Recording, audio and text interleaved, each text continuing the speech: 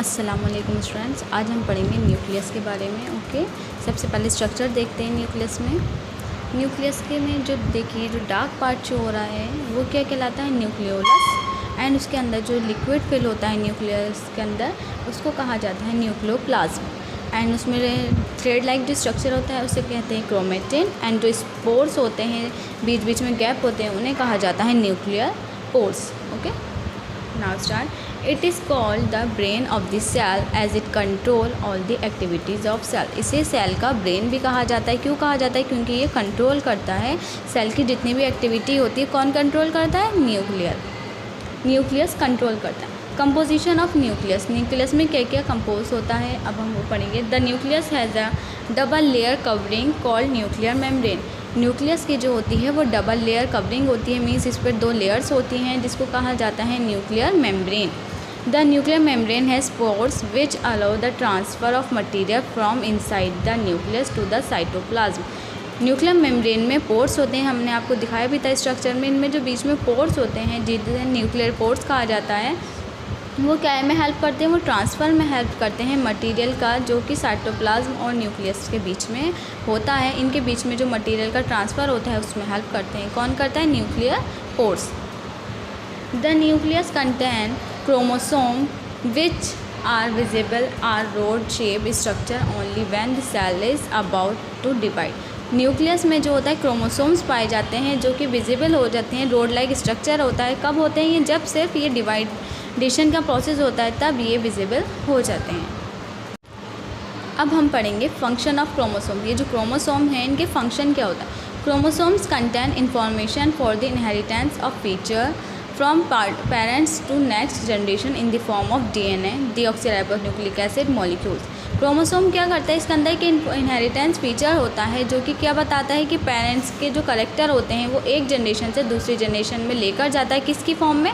DNA की form में, deoxyribonucleic acid की फॉर्म में, इनके मॉलिक्यूल्स की फॉर्म में ये एक पेरेंट जनरेशन से दूसरे जनरेशन में लेकर जाता है। Chromosome are composed of DNA and protein. Chromosome किसके बने होते हैं? DNA एंड प्रोटीन्स के बने होते हैं।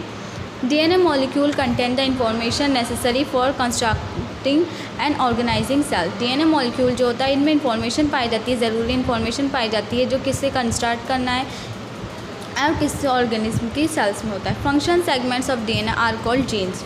जो DNA का जो सेगमेंट फंक्शनल होता है उसे कहा जाता है genes. In non dividing cell these DNA is present as part of a chromatin material. जो नॉन डिवाइडिंग मीन जो डिवाइड सेल्स नहीं होती हैं वो DNA में प्रेजेंट होती है, इसको कहा जाता है chromatin material. Chromatin material is visible as enlarged mass of thread-like structure। Whenever the cell is about to divide, the chromatin material get organized into chromosome and perform cell division।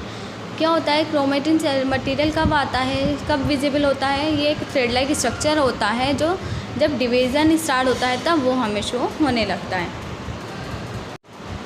अब हम पढ़ेंगे function of nucleus. Nucleus के क्या function होते हैं? The nucleus play a central role in cellular reproduction.